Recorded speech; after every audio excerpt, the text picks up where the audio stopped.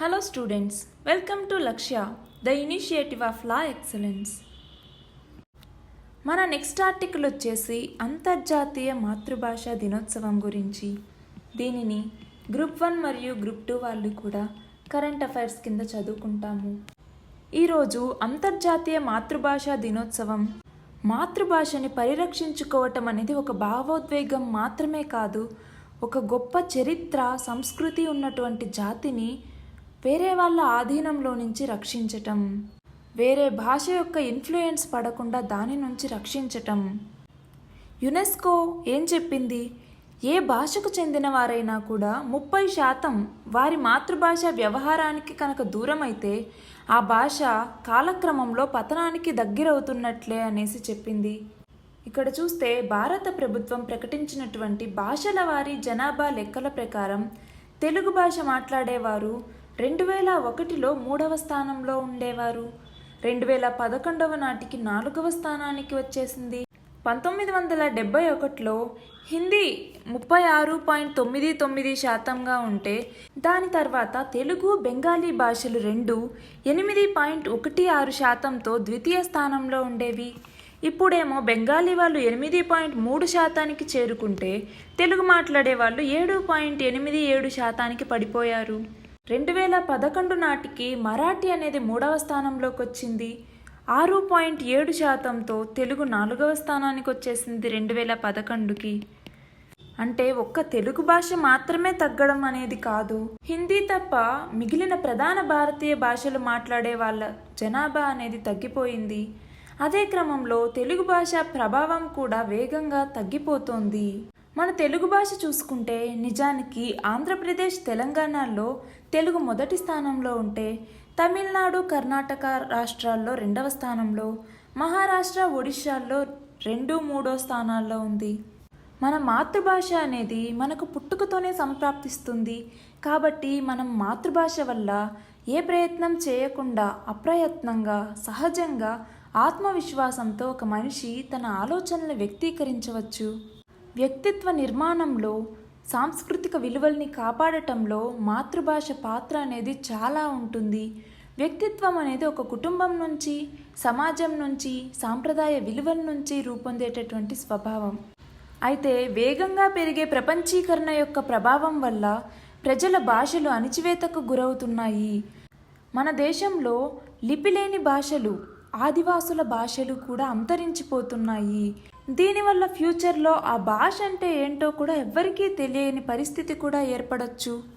ప్రపంచమంతా ఆంగ్ల భాష వ్యవహారంతోనే నడుస్తుంది అనేసి మనం అనుకుంటున్నాము. కానీ అభివృద్ధి చెందుతున్న చాలా దేశాలు కూడా వాళ్ళ మాతృభాషల ద్వారానే ప్రగతిని సాధిస్తున్నాయి. మాతృభాష మీద పట్టు ఉంటేనే మిగిలిన భాషల్ని నేర్చుకోవటం సులభం. అలా కాకుండా మన తెలుగును వదిలేసి ఆంగ్లం నేర్చుకోవాలి అనేసి వాళ్ళకి ఒక కృత్రిమ విధానాన్ని అవలంబిస్తూ వాళ్ళకి ఏ భాష రాకుండా చేస్తున్నాము. మాతృభాష మీద ప్రేమ, ఆసక్తి లేకుండా చేస్తుంది మన విద్యా విధానం. మాతృభాషను నేర్పించి మాతృభాష ద్వారా అన్య భాషల్ని, వేరే భాషల్ని నేర్పించాలి అనే ప్రక్రియ మొదలవ్వాలి. అలా మొదలైనప్పుడే మన భాషను మనం కాపాడుకోగలము. మన నెక్స్ట్ ఆర్టికల్ వచ్చేసి ఏరో ఇండియా ప్రదర్శన గురించి. దీనిని గ్రూప్ 1 మరియు గ్రూప్ 2 వాళ్ళు కూడా కరెంట్ అఫైర్స్లో చదువుకుంటాము. ఏరో ఇండియా 2019 ఈ ప్రదర్శన ఫిబ్రవరి 20వ తేదీన మొదలైంది. ఫిబ్రవరి 24వ తేదీ వరకు కొనసాగుతోంది. ఈ ప్రదర్శనని బెంగళూరులో ఉన్నటువంటి హయలంక వైమానిక స్థావరంలో మొదలుపెట్టారు. అయితే ఈ ప్రదర్శనకు ఉన్నటువంటి ప్రత్యేకత ఏంటి అంటే తొలిసారిగా వైమానిక మరియు అంతరిక్ష పరిశోధన రంగాలు ఉమ్మడిగా వాళ్ళ శక్తిని ప్రదర్శిస్తున్నాయి ఇక్కడ. దీని ప్రారంభానికి రక్షణ మంత్రి నిర్మలా సీతారామన్తో పాటు కేంద్ర మంత్రులు సురేష్ ప్రభు, సదానంద గౌడ, కర్ణాటక ముఖ్యమంత్రి కుమారస్వామి కూడా ఈ ప్రదర్శనను ప్రారంభించడం జరిగింది. రక్షణ శాఖ మంత్రి నిర్మలా సీతారామన్ మాట్లాడుతూ గత 3 ఏళ్లలో రక్షణ రంగ ఉత్పత్తుల కొనుగోలు కోసం 1,27,500 కోట్లను వెచ్చించాము అనేసి చెప్పడం జరిగింది. ఈ ప్రదర్శన కోసం 3 రఫేల్ విమానాల్ని తీసుకురావటం జరిగింది. అలాగే వైమానిక ప్రదర్శనలో భాగంగా రష్యాకు చెందినటువంటి హెలికాప్టర్ల తయారీ సంస్థ రోస్టెక్ ఈ రోస్టెక్తో 5 భారతీయ సంస్థలు అవగాహన ఒప్పందాలు కుదుర్చుకున్నాయి. అలాగే వాణిజ్య పైలట్లు, నిర్వహణ ఇంజనీర్లకు శిక్షణ ఇచ్చేందుకు గాను ఢిల్లీలో ప్రపంచ శ్రేణి శిక్షణా కేంద్రాన్ని ప్రారంభించాము అనేసి ఎయిర్ బస్ చెప్పడం జరిగింది. మన నెక్స్ట్ ఆర్టికల్ వచ్చేసి ఈబీసీ రిజర్వేషన్ గురించి. దీనిని గ్రూప్ 1 మరియు గ్రూప్ 2 వాళ్ళు కూడా గవర్నమెంట్ ఇనిషియేటివ్స్ అన్న కాన్సెప్ట్ కింద చదువుకుంటాము. ఏపీలో ఆర్థికంగా వెనుకబడినటువంటి కాపులకు 5% రిజర్వేషన్, అలాగే మిగిలిన వర్గాల వాళ్ళకి 5% రిజర్వేషన్ ఇచ్చేలాగా శాసనసభలో ప్రవేశపెట్టినటువంటి బిల్లుకు ఆమోదం తెలిపిన తర్వాత దానికి రాష్ట్ర గవర్నర్ అయినటువంటి నరసింహన్ గారు కూడా ఆమోదం తెలపడం అనేది జరిగింది. ఈ బిల్లుల గురించి ప్రజలకు సమాచారం చేరవేయడం కోసం గెజెట్లో ప్రచురించేందుకు న్యాయశాఖ ఉత్తర్వులు జారీ చేయటం అనేది జరిగింది. మన నెక్స్ట్ ఆర్టికల్ వచ్చేసి పిఎం ఆవాస్ యోజన ఎన్టీఆర్ పథకం గురించి. దీనిని గ్రూప్ 1 మరియు గ్రూప్ 2 వాళ్ళు కూడా గవర్నమెంట్ ఇనిషియేటివ్స్ అన్న కాన్సెప్ట్ కింద చదువుకుంటాము. ఈ ప్రధానమంత్రి ఆవాస్ యోజన కింద NTR Nagar urban housing scheme అనే దాన్ని తీసుకొచ్చారు. ఈ పథకం కింద పట్టణంలో నివసిస్తున్నటువంటి పేదలు ఎవరైతే ఉంటారో వాళ్ళకి రెంట్ కట్టడం అనేది చాలా కష్టంగా ఉంటుంది. అక్కడ ఒకవేళ స్థలం కొనుక్కోవాలంటే ప్రాపర్టీ రేట్స్ కూడా చాలా హైగా ఉంటాయి. అలాగే ఇల్లు కట్టుకోవాలంటే కన్స్ట్రక్షన్ రేట్స్ కూడా చాలా హైగా ఉంటాయి. దీనికోసం Andhra Pradesh NTR Nagar urban housing scheme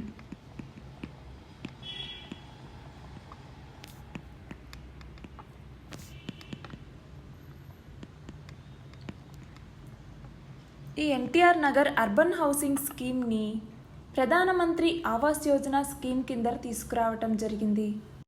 ఈ పథకం కింద 2018-19 ఏడాదికి 19,321 ఇళ్లను ప్రభుత్వం మంజూరు చేసింది. ఏపీలోని పట్టణాభివృద్ధి సంస్థ, అర్బన్ డెవలప్మెంట్ అథారిటీ వీటి పరిధిలో ఉన్నటువంటి గ్రామాల పేదలకి 17,610 ఇళ్లను కేటాయించారు. అలాగే 4 పురపాలక సంఘాలు గిద్దలూరు, కడప, ఎర్రగుంట్ల, పాలకొల్లు వీటిలో 1711 ఇళ్లను మంజూరు చేస్తూ ప్రభుత్వం ఉత్తర్వులు అనేది ఇచ్చింది. మన నెక్స్ట్ ఆర్టికల్ వచ్చేసి భారత్ మరియు సౌదీ సంబంధాల గురించి. దీనిని గ్రూప్ 1 మరియు గ్రూప్ 2 వాళ్ళు కూడా ఇంటర్నేషనల్ రిలేషన్స్ అన్న కాన్సెప్ట్ కింద చదువుకుంటాము. సౌదీ అరేబియాకి కాబోయే రాజు అయినటువంటి మహమ్మద్ బిన్ సల్మాన్ ఈయన ఇండియాకు విజిట్ చేయటం జరిగింది. ఈ విజిట్లో భాగంగా ఉగ్రవాదంకి సంబంధించిన ఉమ్మడి సమస్యలు, నిఘా వర్గాల సమాచారం అందించడంతో పాటు ఇతర రూపాల్లో కూడా మేము భారత్కి సహకారం అందిస్తాము, ఇతర పొరుగు దేశాలకు కూడా సాయం చేస్తాము అనేసి చెప్పడం జరిగింది. ఇరు దేశాల ప్రతినిధులు 5 ఒప్పందాల మీద సంతకాలు చేశారు. అలాగే జాతీయ పెట్టుబడులు, మౌలిక రంగ నిధి ఏర్పాటు, పర్యాటకం, ఇళ్ల నిర్మాణం, ద్వైపాక్షిక పెట్టుబడుల పెంపుదల, సమాచార ప్రసార విభాగాల్లో సహకారం వీటన్నింటి మీద ఒప్పందాలు కుదిరాయి. 2 ఏళ్లకొకసారి భాగస్వామ్య సదస్సు జరపాలి, వ్యూహాత్మక భాగస్వామ్య మండలిని నెలకొల్పాలి అని చెప్పేసి ఇరు దేశాలు అంగీకరించాయి. అలాగే సముద్ర రంగ రక్షణ, సైబర్ భద్రతల్లో కూడా సహకరించుకోవాలి అనేసి నిర్ణయించుకున్నారు. ఈ పర్యటనలో భాగంగా సౌదీ జైళ్లలో మగ్గుతున్నటువంటి దాదాపు 850 మంది భారతీయ ఖైదీల్ని విడుదల చేస్తాము అనేసి మహమ్మద్ బిన్ సల్మాన్ ప్రకటించడం జరిగింది. అలాగే హజ్ యాత్రకు అనుమతించేటటువంటి భారతీయ సంఖ్యను కూడా సౌదీ అరేబియా ప్రభుత్వం పెంచింది. 2014 నాటికి 1,36,000గా ఉండేది ఈ సంఖ్య. 2017-18లో దీని కోటాని 1.75 లక్షలకు పెంచారు. ఇప్పుడు 2 లక్షలకు పెంచడం అనేది జరిగింది. మనం చూస్తే ఇండోనేషియా తర్వాత భారత్ నుంచే అధిక సంఖ్యలో హజ్ యాత్రకు వెళ్తున్నారు. స్వాతంత్రం తర్వాత ఇంత పెద్ద సంఖ్యలో హజ్కి వెళ్ళటానికి భారతీయులకు అనుమతి లభించడం ఇదే మొదటిసారి అనేసి చెప్పారు. మన నెక్స్ట్ ఆర్టికల్ వచ్చేసి ఎన్ఐఏ జాతీయ దర్యాప్తు సంస్థ దీని చేతికి పుల్వామా కేసును అప్పగించడం జరిగింది. దీనిని గ్రూప్ 1 మరియు గ్రూప్ 2 వాళ్ళు కూడా కరెంట్ అఫైర్స్ కింద చదువుకుంటాము. పుల్వామాలో జరిగినటువంటి ఉగ్రదాడి కేసు దర్యాప్తు బాధ్యతల్ని జమ్మూ కాశ్మీర్ పోలీసుల నుంచి ఎన్ఐఏ నేషనల్ ఇన్వెస్టిగేషన్ ఏజెన్సీ స్వీకరించింది. ఫిబ్రవరి 14న సిఆర్పిఎఫ్ వాహన శ్రేణిని లక్ష్యంగా చేసుకుని జైష్ ఏ మహమ్మద్ కి సంబంధించినటువంటి ఉగ్రవాది కారు బాంబుతో ఆత్మాహుతికి పాల్పడ్డారు. ఈ ఘటన మీద అవంతిపుర పోలీస్ స్టేషన్లో కేసు నమోదైంది. ఈ దాడికి సంబంధించినటువంటి వ్యూహ రచన, దాన్ని అమలు చేసిన విధానం మీద ఎన్ఐఏ దర్యాప్తు జరపబోతోంది. దీనికోసం ఒక ప్రత్యేక బృందాన్ని కూడా ఏర్పాటు చేసింది. మన నెక్స్ట్ ఆర్టికల్ వచ్చేసి ఆపరేషన్ డిజిటల్ బోర్డు గురించి. దీనిని గ్రూప్ 1 మరియు గ్రూప్ 2 వాళ్ళు కూడా సైన్స్ అండ్ టెక్నాలజీలో చదువుకుంటాము. అలాగే గవర్నమెంట్ ఇనిషియేటివ్స్ అన్నదాని కింద కూడా చదువుకుంటాము. మనకి 2018-19 సంవత్సరంలో బడ్జెట్లో ఈ ఆపరేషన్ డిజిటల్ బోర్డుని ప్రకటించారు. దీని ప్రకారం ప్రతి తరగతిలోనూ 55 నుంచి 77 అంగుళాల టీవీ లేదా ప్రొజెక్టర్ లేదా స్క్రీన్ల అమరిక చేస్తారు.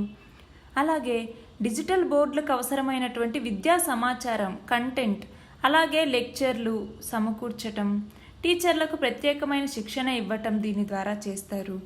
మొత్తం దీనికి అంచనా వ్యయం దాదాపు 10,000 కోట్లు. ఈ నిధుల్లో 60% కేంద్ర వాటా ఉంటుంది, 40% వచ్చేసి రాష్ట్రాలు.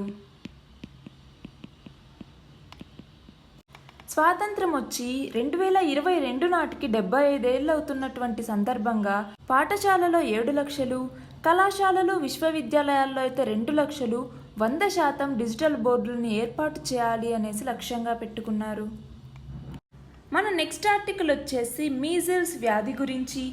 దీనిని గ్రూప్ 1 మరియు గ్రూప్ 2 వాళ్ళు కూడా సైన్స్ అండ్ టెక్నాలజీ కింద ఉన్నటువంటి డిసీజెస్ అన్న కాన్సెప్ట్ కింద చదువుకుంటాము. మీజిల్స్ అనేది గాలి ద్వారా స్ప్రెడ్ అయ్యేటటువంటి ఒక డిసీజ్. మీజిల్స్ అనేది ఒక ఎయిర్బార్న్ డిసీజ్. గాలి ద్వారా ఇది వ్యాప్తి చెందుతుంది. దగ్గటం, స్నీజింగ్ చేయటం, అలా చేసేటటువంటి ఇన్ఫెక్టెడ్ పీపుల్స్ నుంచి ఎయిర్ ద్వారా ఈ మీజిల్స్ అనేది స్ప్రెడ్ అవుతుంది.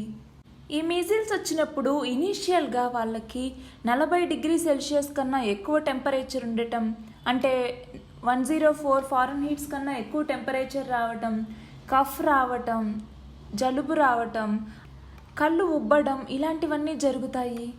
దీని తర్వాత ఫేస్ మీద ర్యాష్ వస్తుంది. ఇది క్రమక్రమంగా బాడీ మొత్తం స్ప్రెడ్ అవుతుంది. ఈ మీజిల్స్నే మనం రుబెల్లా అంటాము, రెడ్ మీజల్స్ అంటాము, ఇంగ్లీష్ మీజల్స్ అంటాము, మార్బిల్లీ, ఇలాంటి చాలా పేర్లు ఉన్నాయి దీనికి. ఈ మీజిల్స్ని వ్యాక్సినేషన్ ఇవ్వటం వరకు చాలా వరకు తగ్గించవచ్చు. 2000వ సంవత్సరం నుంచి 2013 వరకు వ్యాక్సినేషన్ ఇవ్వటం ద్వారా 75% చనిపోకుండా కాపాడగలిగాము. వన్స్ ఒక పర్సన్కి కనుక ఇది ఇన్ఫెక్ట్ అయితే దానికి సంబంధించిన స్పెసిఫిక్గా ట్రీట్మెంట్ అనేసి ఏముండదు. కాకపోతే సపోర్టివ్ కేర్ అనేది ఇస్తారు. దీనివల్ల అతను బయటికి రావటంకి అవకాశాలు అనేవి ఉన్నాయి.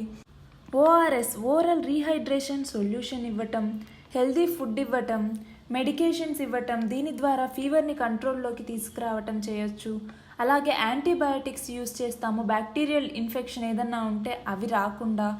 మీజల్స్ అనేది వైరస్ వల్ల కదా వస్తుంది, బ్యాక్టీరియల్ ఇన్ఫెక్షన్ రాకుండా మనం ఎందుకు యాంటీబయాటిక్స్ యూస్ చేస్తాము అంటే ఈ మీజల్స్ వల్ల నిమోనియా వచ్చే అవకాశాలు చాలా ఉన్నాయి. ఈ నిమోనియాని బ్యాక్టీరియా కలుగజేస్తుంది. ఈ నిమోనియా రాకుండా యాంటీబయాటిక్స్ ఇవ్వటం, అలాగే విటమిన్ ఏ సప్లిమెంటేషన్ కూడా ఇవ్వటం, ఇవన్నీ జరుగుతాయి. ఇక్కడ ప్రపంచ ఆరోగ్య సంస్థ 2018లోనే ప్రపంచవ్యాప్తంగా 2,29,068 మంది తట్టుబారిన పడ్డారు. వాళ్ళలో 1,36,000 మంది మరణించారు. 2017తో పోలిస్తే ఇది 47% ఎక్కువ అనేసి చెప్పడం జరిగింది. ఈ మీజిల్స్కు సంబంధించి కేసులు ఎక్కడెక్కడున్నాయి అన్నది ఈ మ్యాపింగ్లో మనకిచ్చారు. ఇందులో ఆఫ్రికాలో చూస్తే మనం 33,879, అమెరికాలో చూస్తే 16,966, ఆగ్నేయాసియాలో చూస్తే 21,905, ఐరోపాలో చూస్తే 59,578, తూర్పు మధ్యధరా ప్రాంతం చూస్తే కనుక 73,133 ఉన్నాయి. అలాగే పశ్చిమ పసిఫిక్లో 23,607 కేసులు నమోదయ్యాయి. ఇందులో చూస్తే మన భారత్ ఇంకా ఇండోనేషియాలోనే అధిక శాతం ఇవన్నీ స్ప్రెడ్ అవ్వటం అనేది మనం గమనించవచ్చు. మన నెక్స్ట్ ఆర్టికల్ వచ్చేసి బినామీ చట్టం గురించి. దీనిని గ్రూప్ 1 మరియు గ్రూప్ 2 వాళ్ళు కూడా ఎకానమీలో చదువుకుంటాము. బినామీ ఆస్తుల నిషేధిత చట్టం ఇది ఏంటి? బినామీ ఆస్తి అంటే ఏంటి? బినామీ అనేవాళ్ళు ఎవరు అన్నది మనం ఇప్పుడు చూద్దాం. ఇక్కడ మనకు బినామీ ఆస్తి అంటే ఏంటి అనేది ఇచ్చారు. సుప్రీంకోర్టు నిర్వచనం ప్రకారం ఒక వ్యక్తి తన సొంత డబ్బుతో మరొక వ్యక్తికి ఎలాంటి ప్రయోజనం కలగకుండా అతని పేరు మీద కొనుగోలు చేసిన ఆస్తి ఏదైనా కూడా బినామీ ఆస్తే. దీన్ని బినామీ లావాదేవీలుగా పరిగణించాలి. తన పేరు మీద ఆస్తి కొనుగోలు చేసిన వ్యక్తికి మేలు చేయటమే సదరు బినామీ యొక్క ఉద్దేశం అనేసి చెప్పారు. బినామీ ఆస్తుల్ని నిషేధిస్తూ బినామీ ఆస్తుల నిషేధిత చట్టం 1988లో తీసుకువచ్చారు. దానిని 2016లో మళ్ళీ కేంద్ర ప్రభుత్వం సవరణ తీసుకొచ్చింది. దీని ప్రకారం బినామీలుగా గుర్తించిన ఆస్తుల్ని స్వాధీనం చేసుకోవటం, అలాగే బినామీ వ్యక్తుల మీద చట్టపరంగా చర్య తీసుకోవటం దీనివల్ల సులభమైంది. చట్ట సవరణ తర్వాత ఆదాయపు పన్ను శాఖలో దేశవ్యాప్తంగా ప్రత్యేకంగా బినామీ ఆస్తుల్ని స్వాధీనం చేసుకునేటటువంటి విభాగాల్ని ఏర్పాటు చేశారు. అవినీతి నిరోధక శాఖ, అనీషా లాంటి రాష్ట్ర విభాగాలు కూడా వాళ్ళు గుర్తించినటువంటి బినామీ ఆస్తుల వివరాల్ని ఈ బినామీ ఆస్తుల స్వాధీన విభాగాలకు పంపుతున్నాయి. అలా బినామీ ఆస్తులకు సంబంధించి ఆదాయపు పన్ను శాఖ కేసు నమోదు చేసినటువంటి 90 రోజుల వ్యవధిలో అంటే 3 నెలల్లో వాటిని స్వాధీనం చేసుకోవచ్చు. స్వాధీనం చేసుకున్న తర్వాతే దానికి సంబంధించిన వాదోపవాదాలు అనేవి మొదలవుతాయి. బినామీదారుగా గుర్తించినటువంటి వ్యక్తికి కూడా 7 ఏళ్ల వరకు జైలు శిక్షను విధించవచ్చు. అయితే దీనిని ఎలా గుర్తిస్తారు? దర్యాప్తులో భాగంగా ఆదాయపు పన్ను శాఖ అధికారులు ఎవరైతే ఉన్నారో వాళ్ళు అనుమానిత బినామీదారులకి నోటీసులు జారీ చేస్తారు. వాళ్ళ ఆదాయ వ్యయాలు ఆరా తీస్తారు. వాస్తవానికి చాలామంది బినామీదారులకి పెద్దగా ఆదాయ వనరులు అనేవి ఉండవు, కానీ వారి పేర్ల మీద పెద్ద పెద్ద ఆస్తులు ఉంటాయి. ఇవి ఎలా సమకూర్చుకున్నారు అనే దానికి వాళ్ళు సమాధానం చెప్పాల్సి ఉంటుంది. ఇదే టైంలో అక్రమంగా ఆర్జించిన అధికారికి తన బినామీగా పెట్టుకున్న వ్యక్తికి మధ్య జరిగినటువంటి ఆర్థిక లావాదేవీలేంటి, ఇద్దరి మధ్య ఉన్నటువంటి సంబంధాలకు సంబంధించి కూడా ఆధారాలు సేకరించి వీటన్నింటి ద్వారా బినామీదారులని, బినామీ ఆస్తుల గురించి చట్టపరమైనటువంటి చర్యలను తీసుకుంటారు. ఇంతకు ముందు కూడా అనీషా అవినీతి నిరోధక శాఖ బినామీ ఆస్తుల మీద చర్యలు చేపట్టినప్పటికీ ఎక్కువగా అవినీతి మీదే దృష్టి సారించేది. అవినీతి నిరోధక చట్టం కింద మాత్రమే చర్యలు తీసుకునేవాళ్ళు. బినామీ ఆస్తులు, బినామీదారుల మీద దృష్టి పెట్టేవాళ్ళు కాదు.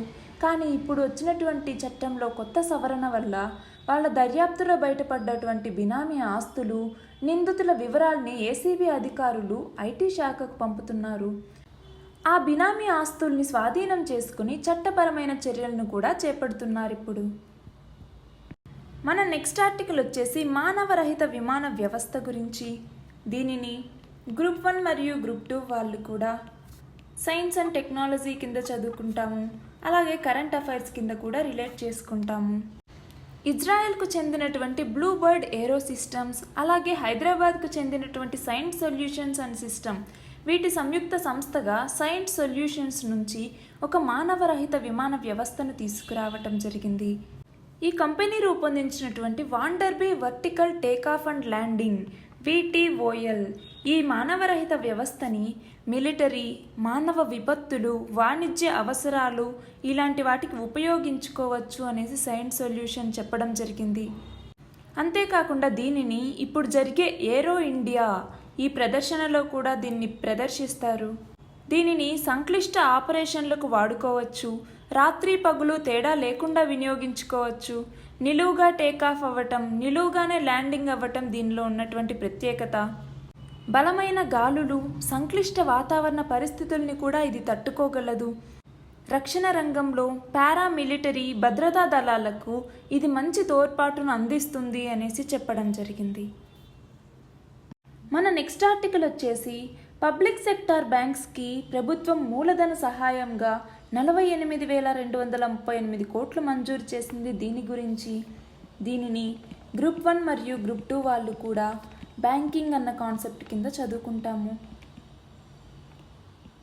పబ్లిక్ సెక్టార్ బ్యాంక్స్కి పిఎస్బిలకి మూలధన పునర్వ్యవస్థీకరణ కింద 1.06 లక్షల కోట్లను ఇవ్వాలి అని చెప్పేసి ప్రభుత్వం నిర్ణయించింది. 12 పబ్లిక్ సెక్టార్ బ్యాంకులకు కలిపి 48,238 కోట్లను మూలధన సహాయంగా ఇవ్వబోతోంది. ఇందులో అత్యధికంగా కార్పొరేషన్ బ్యాంకుకి 9,086 కోట్లను ఇస్తోంది. అలాగే అలహాబాద్ బ్యాంకుకి 6,896 కోట్లు ఇస్తోంది. ఆంధ్ర బ్యాంకుకి 3,256 కోట్లను ఇవ్వబోతోంది. ఆర్బీఐ యొక్క పీసీఏ ప్రాంప్ట్ కరెక్టివ్ యాక్షన్ సత్వర దిద్దుబాటు చర్యల పర్యవేక్షణలో ఉన్నటువంటి ఈ 2 బ్యాంకులు కూడా కార్పొరేషన్ బ్యాంక్ అలాగే అలహాబాద్ బ్యాంక్ ఇవి మెరుగైనటువంటి పనితీరును కనబరుస్తున్నాయి. దానివల్లే వీటికి ఎక్కువ మొత్తంలో నిధులు అందించాలి అని చెప్పేసి ప్రభుత్వం నిర్ణయించింది. ఇటీవలే ఈ పీసీఏ ప్రాంప్ట్ కరెక్టివ్ యాక్షన్ సత్వర దిద్దుబాటు చర్యల నుంచి బయటకు వచ్చినటువంటి బ్యాంక్ ఆఫ్ ఇండియాకి 4,638 కోట్లు, అలాగే బ్యాంక్ ఆఫ్ మహారాష్ట్రకి 205 కోట్లు ఇవ్వబోతున్నారు. అలాగే పంజాబ్ నేషనల్ బ్యాంకుకి 5,908 కోట్లు, యూనియన్ బ్యాంకుకు 4,112 కోట్లు, సిండికేట్ బ్యాంకుకి 1,603 కోట్ల మేర ప్రభుత్వం అందజేయబోతుంది. ఇంకో 4 బ్యాంకులు central bank of India, united bank, UCO bank, Indian overseas bank ఈ 4ంటికి కలిపి 12,535 కోట్ల నిధులను ఇవ్వబోతోంది. అలాగే Dena bank, Vijaya bank, bank of Baroda ఈ 3 బ్యాంకుల విలీనం కూడా ఏప్రిల్ 1 నుంచి అమల్లోకి రాబోతుంది. మనం ఆల్రెడీ చదువుకున్నాము. మొదటి స్థానంలో ఎస్బీఐ అనేది ఉంది, 2వ స్థానంలో ఐసిఐసిఐ అనేది ఉంది. ఇప్పుడు ఈ 3 కలవటం ద్వారా 3వ స్థానంలోకి బ్యాంక్ ఆఫ్ బరోడా అనేది వస్తుంది. ఇది 2వ పెద్ద పబ్లిక్ సెక్టార్ బ్యాంక్, ఎందుకంటే ఐసిఐసిఐ అనేది ప్రైవేట్ సెక్టార్ బ్యాంక్ కాబట్టి. అలా కాకుండా మొత్తం బ్యాంకుల్లో చూసుకుంటే ఇది 3వ అతిపెద్ద బ్యాంకు. దీని గురించి ఆల్రెడీ మనం చదువుకున్నాము. Thank you very much.